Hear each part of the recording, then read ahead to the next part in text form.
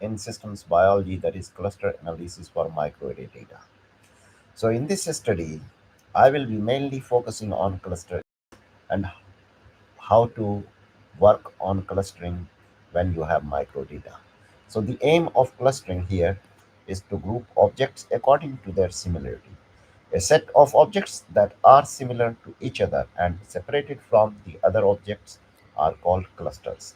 So this is raw data, and then green and red points were generated from two different normal distributions, which you can see clearly. So red groups are cluster 1, then green are cluster 2, depending on. So you can also make more clusters by assigning the threshold or cutoff for this y-axis values. Now, clustering microarray data, genes and experimental samples are given as the row and column vectors of a gene expression data matrix.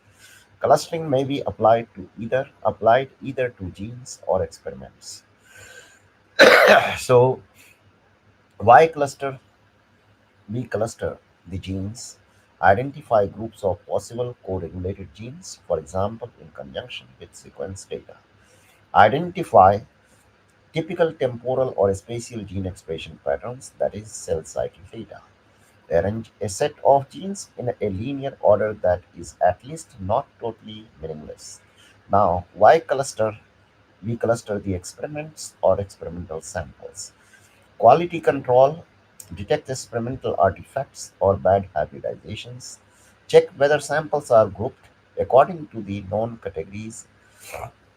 Then identify new class of biological samples, for example, tumor samples or subtypes. Now, here you can see the different groups or clusters are present. For example, lymph node proliferation, activated T cells, and then germinal B cells, then pan B cells. So you can see these are the different clusters, different subclusters. Here you can also see the clusters and subclusters. For these things, you just need to work on the threshold of these distances or the parameters which you have used for clustering. Now, generally, cluster analysis is based on two ingredients, that is distance measure or the algorithms. So quantification of dissimilarity of the objects, that is distance measure, or similarity of the objects. Now, clustering algorithm, a procedure to group objects, aim is small within cluster distances, large between cluster distances. Now, there are several algorithms which I have discussed in data science tutorial, and you can also have a look about the details of the algorithms and different types of clusterings. Now, some of the distance measures are Euclidean distances, Manhattan distances, correlation distances. Depending on your data, you can choose the types of distance which you want to calculate. Now, which distance measure to use? The choice of distance measure should be based on the application area and what sort of similarities would you like to detect. Correlation distance DC measures the trends or relative differences. And next is which distance you want to use. For example, Euclidean and Manhattan distance both measure absolute difference between vectors. Manhattan distance is more robust against outliers. Many people may apply the standardization to the observations, subtract the mean and divide by standard deviation. After standardization, Euclidean and correlation distances are equivalent. Now it comes what is k-means clustering. This is the also thing which I have explained in details. So k-means clustering, here the input is n objects given as data points. Then specify the number of clusters.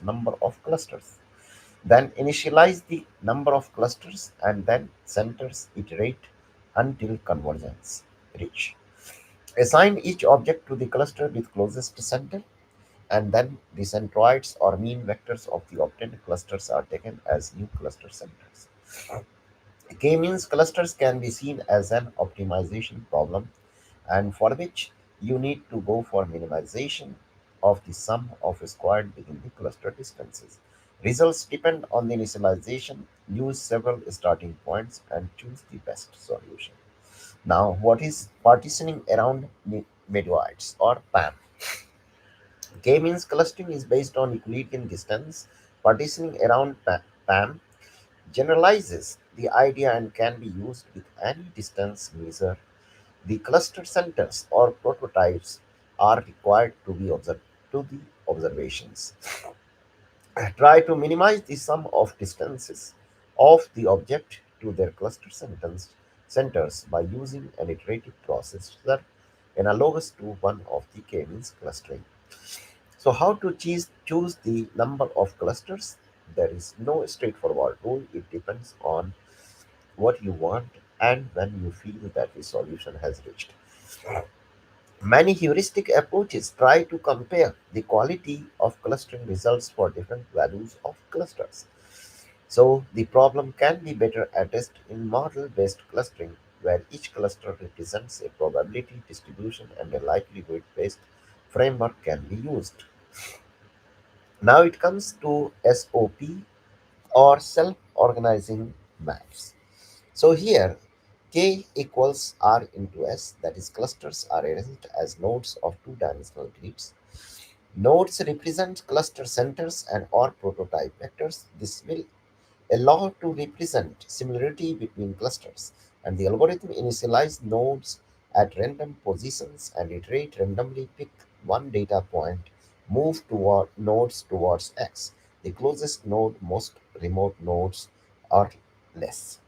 Decrease the amount of movements with number of iterations, and here you can see the references.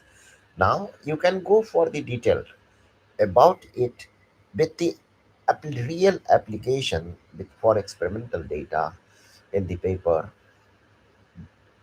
by Tamayo et al. 1999. Now, hierarchical clustering, similarity of objects is represented in a tree structure that is dendrograms. And Golub's data, which was published in Nature, you can also have a look over it, which clearly shows the implementation of hierarchical clustering. And here, different types of leukemias were presented or studied, clustering based on the 150 genes with highest variance across all the samples. The advantage: no need to specify the number of clusters in advance. Nested clusters can be represented. Now it comes to agglomerative hierarchical clustering, bottom-up algorithm, and here you can think about start with objects as clusters. In each iteration, merge the two clusters with minimal distance from each other until you are left with a single cluster comprising all the objects. But what is the distance between the two clusters? This is what you need to understand. So calculation of the distance between two clusters is based on the pairwise distance between members of the clusters. Complete linkage, largest distance. Now,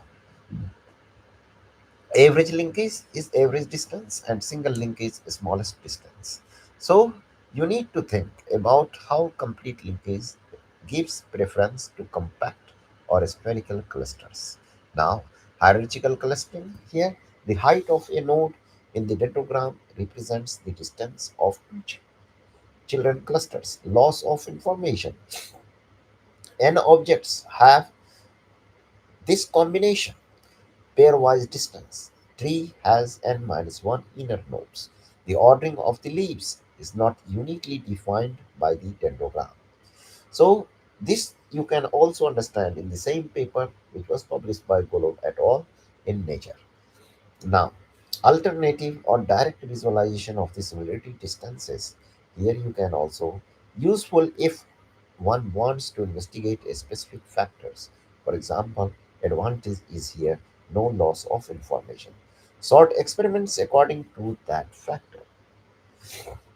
The role of feature selection. Some people first select genes that appear to be differentially expressed between the groups of samples. Then they cluster the samples based on the expression levels of these genes. Is it remarkable if the samples then clustered into two groups? Now, this does not prove anything because the genes were selected with respect to the two groups. Such efforts can even be obtained with a matrix of IID random numbers. Now, clustering of time course data. Suppose we have expression data from different time points and want to identify typical temporal expression patterns or profiles by clustering the genes. Usually, clustering methods or distance measures don't take that ordering of time points into account. The result would be the same if no the time points were permuted. Simple modification. Consider the difference between consecutive time points as an additional observation. Then apply a clustering algorithm such as K-means clustering to the augmented data matrix. Now, by clustering, usual clustering algorithms are based on global similarities of rows or columns of an expression data matrix.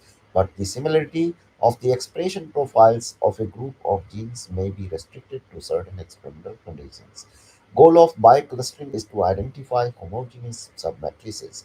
Difficulties, computational complexities, assessing the statistical significance of results. This you can also see in detail in a paper by Tane et al. 2002. Now, in conclusion, clustering has been very popular in the analysis of microarray data. However, many typical questions in microstudies, for example, identification of expression signatures of tumor types, are better addressed by other methods, for example, classification, statistical tests. Clustering algorithms are easy to apply and they are useful for exploratory analysis, but it is difficult to assess the validity or significance of results. Even random data with no structure can build clusters or exhibit interesting looking patterns. So, in R, if you are working, there are a number of libraries which you can have a look. And similarly, in Python, Perl, and MATLAB, many inbuilt and reliable functions are available for different types of clustering. So now you can also look for the